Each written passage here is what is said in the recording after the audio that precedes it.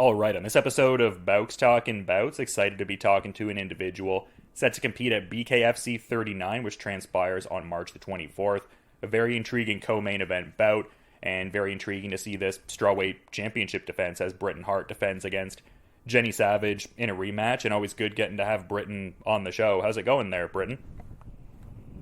Hey, yeah, I'm doing good. I'm really excited. I'm on the countdown. I think we're 9 days away from the fight, so we're in the single digits. So I'm pumped. We always have that as fighters. The stress and anxiety, and thinking. But I got my trunks delivered today in the mail, and that was my magic power. I'm ready to go. Yeah, I love to hear that, and this seems like a big one. I mean, obviously, each fight you take, you treat it as the biggest opportunity and everything, but just with this being a big Virginia card and readying to defend the title, and I mean, you described this chance as a dream come true in a past interview excerpt that I was seeing. So can you talk about the overall feelings with this one? It would seem like a big milestone kind of moment. Yeah, even though this fight is a rematch, and I did beat her before, I'm not even really looking at that. Our bad blood is a different story. But what I really am looking at, and what this dream come true is this. How symbolic it is about life coming full circle. I started in Virginia as a pro boxer, and I didn't really have that many fans. If I was trying to sell tickets, it was like pulling teeth. Everyone thought I was crazy. Everyone was like, "Nah, we're not, you're going to get murdered on TV." Just really negative and down. Yeah, I had a few, ride or dies, and I have a few that really did believe in me, which is even more beautiful today, because now those people are messaging me, sending me screenshots. "Oh, look, I bought my tickets. Oh, we can't wait to watch you fight. Oh, we got a table." And I can't even keep up. It's not even that I have to go out and hustle it. I literally can't keep up with my friends, family, and fans that are supporting me and coming for this fight. And so that really puts it in perspective. Wow, not only did I have the few, and very, very few, that believed in me from the beginning, but now I have all these people that I earned that respect. I earned that love. I earned this ability to be a co-main event in such a big and beautiful venue such as the Scope in Norfolk, Virginia, and to go out there and do what I love, actually show my passion. And it's my first title defense ever. So not only did I make it, to being a champion and won my belt in Montana, but now I'm defending it. I'm bringing that belt to Virginia for the first ever BKFC fight. That really means something. Yeah, and you articulated it very well there, just in terms of where things were at when you were getting into gloved boxing and everything, and how the support wasn't necessarily in abundance at that point. But I mean, you see the incremental rise in support, and I mean, you're in pretty rarefied air now, just in the sense you are getting ready for that 10th BKFC fight, and I mean, very few people fitting within that tier, and like you said, the first title defense as well. I would think it would be, tremendously gratifying to just kind of, be on that ride where, you go from there not being quite as much fanfare and just being early on to now being where you're at now, like I said, rarefied air in terms of the experience and defending a title. Yep, absolutely. And someone else that kind of fits within that a little bit too, just in terms of the depth of experience, but also the local connections. It seems like you and Reggie Barnett Jr. have been doing some great stuff heading into this. I believe you guys did a meet and greet, and it looks like you guys were even training together and whatnot. Can you kind of talk a bit about that? Yeah, that's another really beautiful scenario. So with Reggie, I actually, for my Beck Rawlings fight, so the first BKFC fight ever, I didn't have a coach. I was training myself at the YMCA. I was super freaked out about it and didn't know what to do. So I went and visited Reggie for a week for that Beck Rawlings fight, the very first one. And he showed me so much and poured so much knowledge, and his family was just so loving. I really took that 1 week. And yeah, I didn't win. It's a controversy we won't go into it, but it was a split decision. A lot of people say I won. I thought I won. But regardless, I won the hearts of a lot of people, and that was my first very iconic bare-knuckle fight. And that was with Reggie. So now, I've been all over, and I know people kind of getting used to it. No one even asks anymore, where are you living at now? It's just kind of they've accepted who I am. And, I was like, back in Virginia, it just wouldn't make sense to not go and revisit that. So I went out and I did the same thing. I went and spent a week with him, and again, I can't even believe with the, what 4 years it's been since we've trained together. I'm still learning so much from him. He's leveling up. He's just somebody to really be a great role model and just inspiration. And we kind of give it back to each other, because I remember Reggie coming up to me during one of my fights. I don't remember which one exactly it was, but it was one of the bare knuckle fights, and he came up and he says, "Britton, I want to be like you." And I looked at him like crazy, like, what? Like, no, like, I want to be like you. Like, you are amazing. You're great. Like, I'm trying to be like you. And he's just, Britton, you got it all wrong.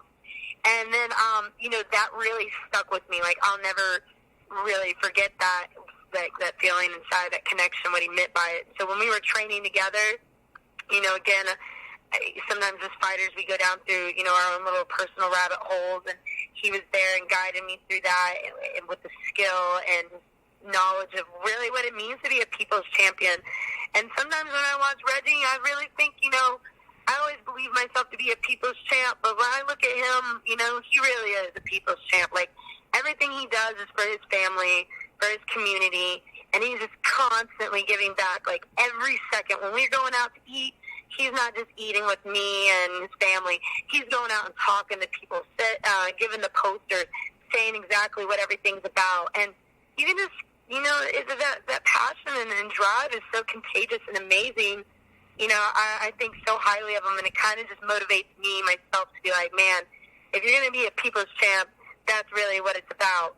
And he gives me lessons in the ring and outside, and I'm happy he's the main event. I'm happy we're on the card together. I think that Virginia is in need of some heroes, since Sweet Pea was such a legend out there, and I really think me and Reggie have what it takes to be the next legends for Virginia. Yeah, I mean, a good shout out there for sure. And I mean, it seems like you very much try to personify that, like, fighter of the people kind of ethos as well. Like, I was seeing a post you had a bit after you won the title, even, where you were saying, like, you let people hold the belt and wear it because you're a reflection of their love. So do you try to, like, I guess, take from that as well and kind of embody that ethos as well? Because it seems like you kind of have a similar connection to the fans as far as that, like, grassroots, like, fighter of the people kind of thing. Absolutely. I 100% believe that, and I think that every day. Anytime somebody tries to take a picture with me, I really am like, here, and they kind of, like, get intimidated by holding the belt. And it's kind of cool to see, like, that's, like, the power that's within this, like, this tangible object, But I look at it like, look, you guys are a reflection of what I did. Like, this is because of you. I look at that every day, because when I die, I'm not going to take the belt with me. It's going to be buried with me. It's going to be, put on display somewhere in some, my home gym, or, my kids will have it, and then people will look at it. And that's really what I want to be remembered by, and that's what I want it to always be, and so it's very important that they have that feeling with me. So I still try to do that and live by that every day. Yeah, I love to hear that. And I mean, we were talking about how you got to, like, work with Reggie and have got to do that on and off over the years. I'm kind of curious, like, where you're, getting in that work now, because I mean, you've had a lot of, great knowledge accrued over the years. Like, I know you had that prior work in Puerto Rico with, like, Lorenzo Hunt and Elvin Brito, but it seems like a bit more recently, like Boxer Gym Miami with people like, Caliep, Coroni, and everything. It seems like that's kind of more part of the modern preparations, I guess. Is that the case? And if not, I mean, like, where are you predominantly training ahead of this one? Right. No, those are all, and I think some people might look at it bad sometimes, like, oh, she's a gym hopper and this and that, but, it kind of just goes back to, like, man, it's for the people, and if it's truly for the people, for me, I'm thinking on a big scale, like, worldwide, not just in Virginia.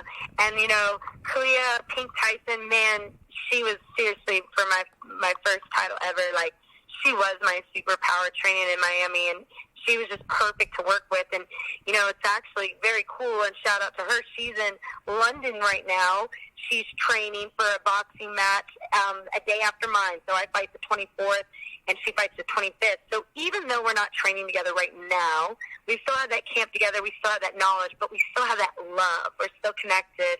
And even though she's in a different country training for her own thing, we still have that, that emotional connection, even from a distance, and inspire each other from whether it be posts or personal messages.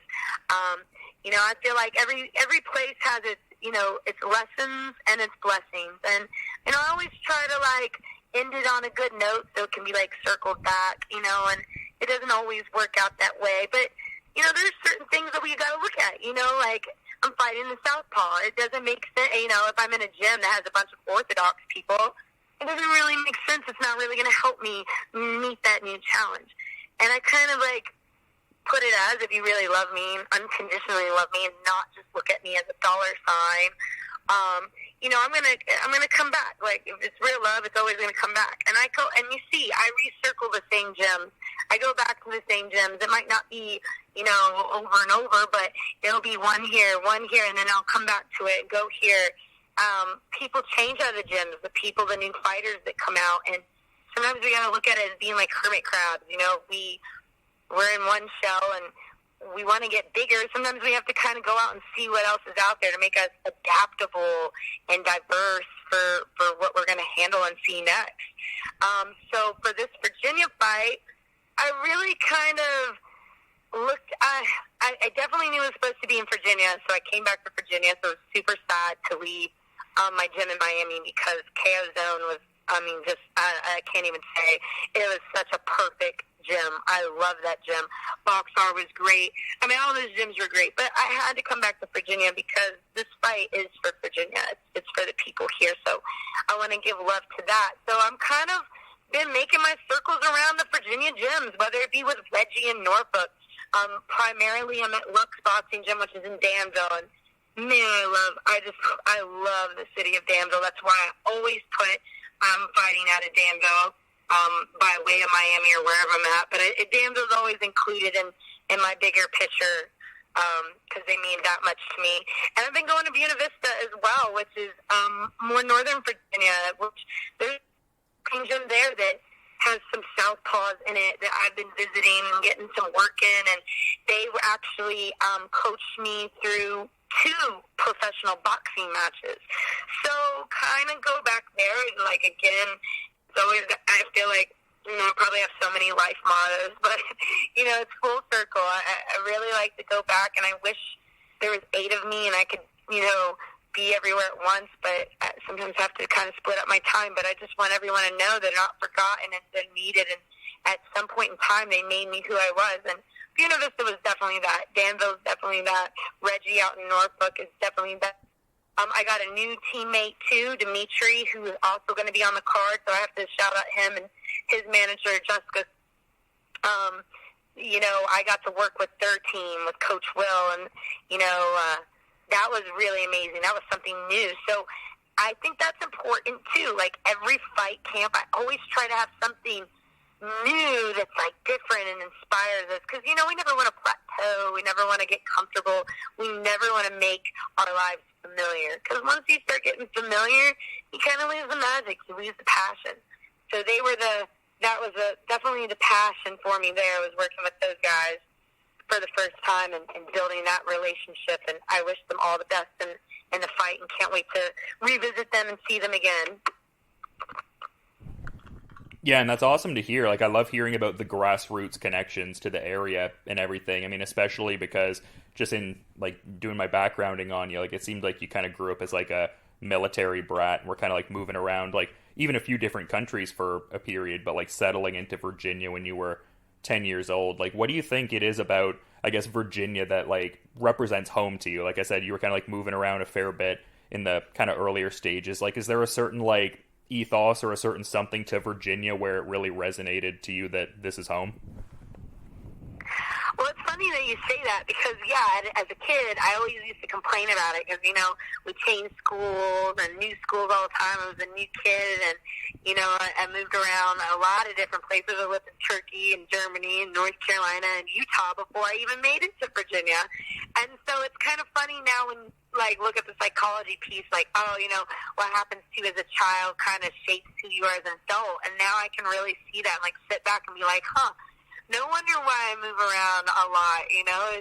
It's just who I am in my blood, how I was raised, and I look at it and I'm very thankful for that because I feel like I can adapt and fit in anywhere and love it. And, yeah, for Virginia, so I graduated from high school. I definitely, again, didn't like it. You know, I always complained about it. I was like, man, I don't want to be here. You know, I'm meant for something bigger, such as like Miami or Los Angeles. Like you always look at those, especially when you grew up in Europe. You look at those places as the highlights. But I graduated from high school, and then I had my children super young. And so I think, honestly, wholeheartedly, deep down, the reason why Virginia is really, truly home for me is this is where I had the most two beautiful, most important people in my whole entire life are my son, Peyton, and my daughter, Paris. And they were born here in Lynchburg, Virginia. And so that's what makes me come back, because those memories, you know, giving birth and having them as a baby and having them be my whole world, you know, I always come back and look for those memories. You know, it's kind of sad in some aspects, but, you know, it's beautiful as well. And I know that they're super proud of me and love me, and I'm super proud of them. And so I always just come back to revisit those days, you know, when people say time is like the most precious thing you have, because once it's gone, you don't get it back. And coming back to Virginia just reminds me, you know, especially the Stanville gym, you know, when Paris was a baby, she used to sit in the corner in a little car seat while I worked out. She was here every day from 6 p.m. to 8 p.m. for like 2 years. So I'll never forget that. You know, and I did. I graduated from Lynchburg College, and then I got my master's at ODU. So I'm actually a Monarch, too. So there's so many reasons why Virginia's home, even though, you know, I wasn't born here, and I move away a lot, it seems. I really, truly think those two amazing babies will be the reason why this is always home. Yeah, that's awesome to hear, just like the, you know, backstory and everything like that. I mean, you love to hear that for sure, but I guess even like sort of in that context, I'm kind of curious, because I was noticing like relatively recently that, you know, Peyton kind of, you know, became a teenager there, and you also mentioned your daughter and everything. Like, what's the dynamic with them with your, I guess, fighting endeavors? Like, is there a certain sense of like, oh, I'm checking out the fights live, I'm like cheering you on kind of thing? Is it more of like a, you know, peeking through the fingers kind of thing? Is it like a tell me about it after so I know you're okay kind of thing? Like, what's the temperament in that sense? So it's funny. It always seems like, you know, every parent has to deal with this. Whatever they love, it's like their kids don't want to do it. So if you're into football, your kids don't want to do it. If you're into softball, your kids don't want to do it. So funny enough, my son, he does not like it. He doesn't like it at all. He's definitely been in the gym, and I felt like it's important for every child to try it, and I want them to feel confident and know what it's like. So he knows, you know, he knows his numbers and punches. He knows what punches are what, and he's sparred before, and it's not his thing. That's cool. He tried it. He doesn't like it, and he does not like to watch. He's definitely one of those, I'm going to go sit in the corner and not even peek through your fingers. So, you know, sometimes that's like, but he's, you know, he's an awesome kid. Like I said, he tried it, so that's all. I can be super happy. He's into sports. He likes soccer and archery, but definitely not a fan. If he wanted to come, he would not come to my fights. He definitely wouldn't. And I don't know if he's like scared that I'm going to get hurt, or he's never really expressed that. He just says that he just doesn't like it. It's just not his thing. And I can kind of see that to be true to his nature. My daughter, on the other hand, she was definitely my ride-or-die little sidekick for the longest time. Like I said, she used to be in the gym every day. She grew up, I mean, she was really honestly raised in the gym. And she's been to several of my fights.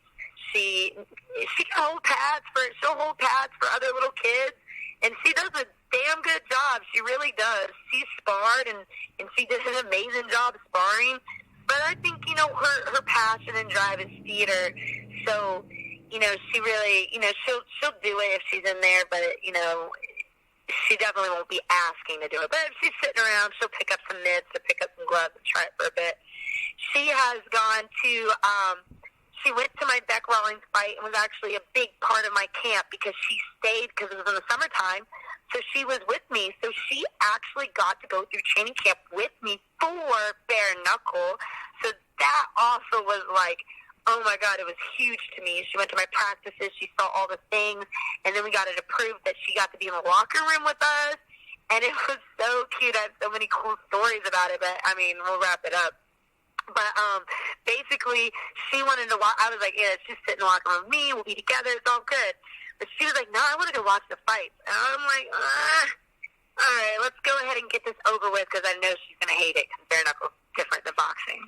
And so we go out there. She gets mad at us because we made her miss the walkout song. I'm like, oh, there's going to be plenty more bears. Don't worry. And she comes out there. She loves it. We ask, hey, you want to go back to the locker room? She's like, no, I want to watch the rest of the fight. She sat up there all night, watched every single fight, even got, emotional. Like, when we were talking, she was like, I cried when Elvin lost. And I was like, oh, baby. And she knew all the fighters' names. And then it was a really cool moment because at the end, sometimes I feel really stressed and anxiety, like, I'm a people's champ. Like, I need to give the attention to all these people who came out and support me, take pictures, talk to them, because everybody wants to. That's a big, important part. And, but parents is there, so I'm talking to all these people. I get lost in the commotion. I'm like, oh, man, she's probably been waiting for an hour or two, and it's midnight. I go and rush up to her and find her, give her the biggest hug and twirl around. She's so happy. And I apologize for taking so long. And she's like, oh, no, it's okay. And I told them that you were the doctor. You had to do your concussion test, and then you have to do this, and then you have to sign a bunch of pictures. And I was just like, look at her. I was like, wow. She was in the fighter meeting, so she saw the actual process, not just the fighter goes in the ring and dishes it out. Like, she saw the actual life of a fighter. Like, all right, when you're done, you got to go do this concussion test. You got to check out by the doctor.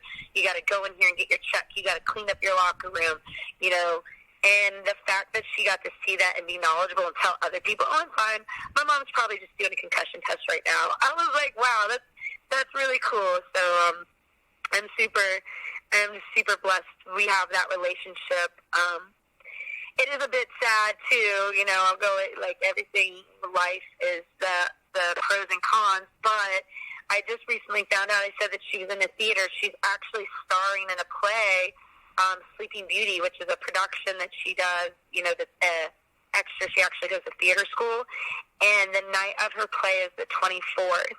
Oh, no. So, yeah, it was, like, super, super heart-crushing in that fact, but we're both handling it really good, and we're looking at it as, like, wow, we're both, and this is really what it's about, again, full circle, like, I do this for others so they can follow their dreams, so they're not scared to follow it and do it. And my daughter saw me go through this crazy fight journey, boxing journey, and now she sees all the benefits and the great things that I've got from it. So now look what she's doing. She's starring in a theater role, and performing in front of a bunch of people. And, I just like to think that maybe I inspired her and gave her the courage to try that and do that.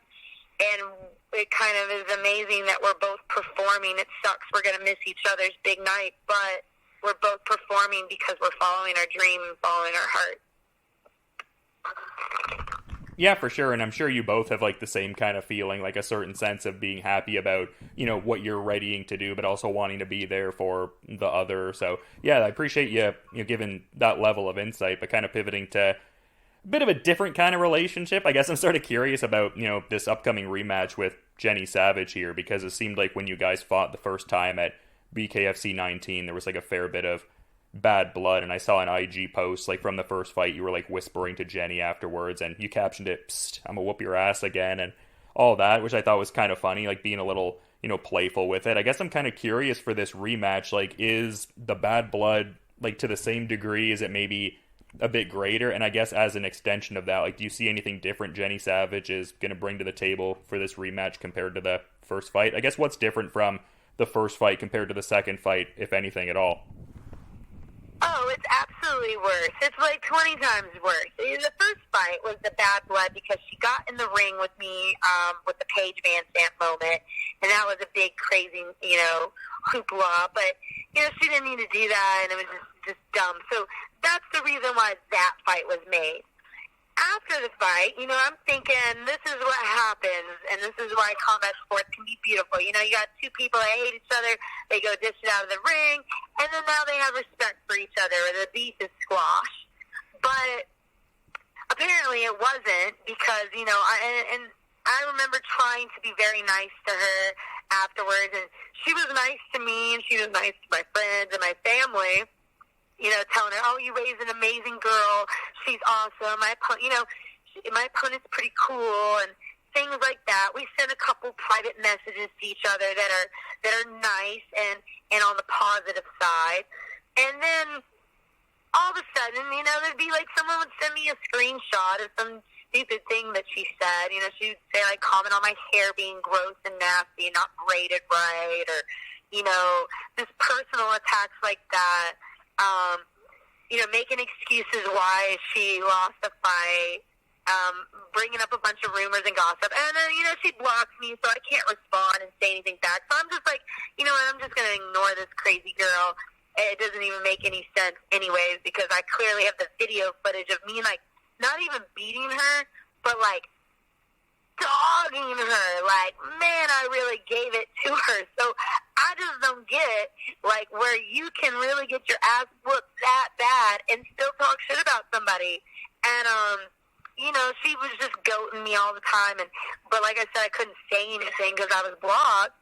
But everybody else who's mutual friends and screenshots. So it's just been in my mind for, like, the past year. And I just ignore it because I got bigger fish to fry. But then it was like the belt.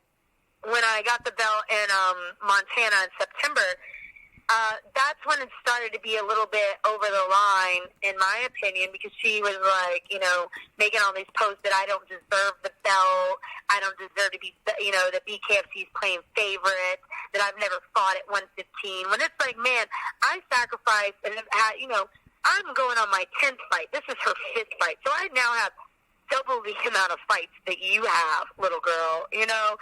Like, I've literally bled and sacrificed, lost my tooth, broke my hand, broke my nose.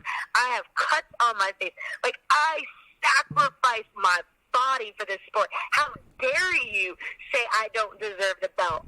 You know, but whatever. Move on. We're never going to have this rematch, right? I'm thinking in my head, that's why I never gave her the time of day. And it was just that easy to ignore, because this rematch is never going to happen unless Jenny Savage does something spectacular. And I guess her knocking out, like, this cardboard box was spectacular. But, you know, to me, I didn't, you know, the girl just wasn't ready. She walked in, she was super stiff. You know, she sat down. She wasn't like, again, that she busted the girl open or knocked the girl out cold. The girl just didn't want anymore. You know, she got up and she just didn't want to fight anymore. Maybe it was her first bare-knuckle fight. She wasn't ready. I don't know. But to me, it wasn't spectacular. If you look up that girl, she's only been boxing for 4 or 5 months. Like, she has no experience whatsoever. And I don't mean to, like, be mean to her, like, that opponent, because, I mean, we respect everyone that gets in the ring. But, like, these are just facts. It's not a spectacular win. And so even when I was at the belt, winning the belt, she was all, go get him, champ. You got this, champ, being all nice and friendly. And I was like, oh, my God, like, just focus on Trista. Like, just focus on this belt. I'm really trying to ignore this girl. Finally, after, like, the third fake-ass thing she said to me, I'm like, didn't you tell everybody that I don't deserve this belt? Aren't you making a bunch of posts, like, talking crap about me? Why are you talking to me right now? And I did it in front of everybody. That was in the hotel lobby for BKFC Montana. And she was like, oh, no, I never said you didn't deserve the belt. I never once said that. And I'm just like, man, I got the screenshot on my phone. Just leave me alone, Jenny Savage. So then after the fight, you know, she keeps going on. She said this ridiculous. She said that I didn't want to fight her because I was on performance-enhancing drugs. And I'm like, what? Like, you know, I mean, maybe I should be flattered that it looks like that, because I feel like I'm probably one of the most non-muscular girls on the BKFC roster. I wish that, people always are like criticizing me that I need to put on more muscle or I need to work on my power, that, I lack power, whatever this, I need to start strength training. So it's kind of funny that she would say that. I'm like, what would lead you, Jenny Savage, to think this? And she goes, oh, because you were running on a treadmill. You were running on a treadmill the day before your fight. And anyone who runs on a treadmill before a fight, yeah, you have to be on something. So I'm just thinking in my head, well, damn. One, that's not true. I hate running on treadmills. I despise running on treadmills. But three, even if I was running on a treadmill, who cares? Like, I'm a professional athlete. Like, I hope I can run on a treadmill and go win a fight. Like, if I can't, that might be concerning. I don't know really what athletes are out there that BKFC is supporting that can't run the day before they have a fight at a professional level. And so anyways, that gave me some motivation. You'll see, if you guys follow me on my Instagram, every day I've been posting me running on the treadmill drinking a Minute Maid juice, as a way of, like, showing, let's go, guys. Like, if your enemies and people out there really going to make stupid lies and gossip about you, use it as fuel, like legit fuel. Guess what? Now, thanks to you, Jenny Savage, I hate running on a treadmill. I never want to do it, but damn, guess who's been running on a treadmill every day? Wow, it's actually really improved my game. Like, man, I got really good leg power now, and I'm really moving really good. It's really helping my cardio, and so I have to thank my enemies for the motivation, and I can physically display it and show it for everyone to see that, how crazy this is, but at the same time, I'm going to use every ounce of it as motivation to go in here on March 24th. And I said that's why I chose Minute Maid, because I'm going to knock her out in a minute. I was going to say I was very excited for this, beforehand, but, definitely compounded that much more after, talking to you and getting some insights from you, and kind of lost track of time talking to you a little bit. I want to be mindful of your time and schedule, though. I'm sure there's a ton of questions I can ask you. You've done a lot of great stuff in the sport and everything like that, but just in being mindful of your schedule, Britt, and is there any parting final thought you might want to add as we're wrapping up here? No, it's been absolutely fun talking to you about this and getting and being able to actually, like, articulate my feelings and the purpose between or for my actions, because I promise you guys, every single action I have is with purpose, and so I have a purpose for it. I do mean that from the bottom of my heart. I really am a reflection of all the people that are pouring love into me. I do have to thank my sponsors. Canamana is really, honestly, they helped I was suffering from tennis elbow. If you guys look back at my post earlier in the training camp, I really had this tennis elbow that was really problematic, but since using and being with them, I don't even wear my elbow brace anymore, so I'm super thankful to them for that. It's a big, big shout-out for helping my recovery process. And then What's Popping Popcorn. You guys are definitely using your popcorn out for this fight, so that just makes sense. DM Building, NatFit San Diego, and Ray Nap are out in California. They've been an amazing part of my family. They haven't been with me just one fight, but, like, basically since the first Jenny Savage fight, so that was like 5-6 fights ago, a year and a half. So it's amazing to kind of have that support, and the people in Danville, Virginia at Lux Boxing Gym really been making everything great. Yeah, a lot of great shout-outs there and a lot of great insights had throughout this chat, which I appreciate. And yeah, very much excited for this fight at BKFC 39 on March 24th. And yeah, it should be a great co-main event title defense. And I mean, based on what you're saying too, obviously a lot going into the rematch with Jenny Savage as well. So again, thanks so much, Britton, and looking forward to checking out that fight. But until then, you have a good rest of your day. All right, thank you. You too. I look forward to it.